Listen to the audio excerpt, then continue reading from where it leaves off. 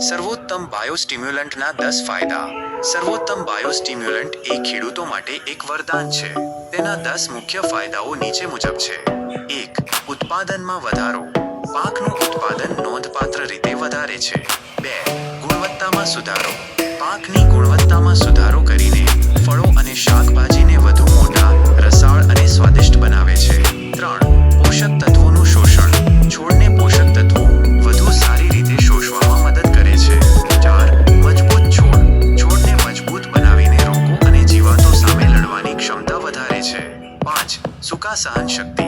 છોડને સૂકા સહન કરવામાં મદદ કરે છે. 6. મૂળનો વિકાસ. છોડના મૂળના વિકાસને પ્રોત્સાહન આપે છે. 7.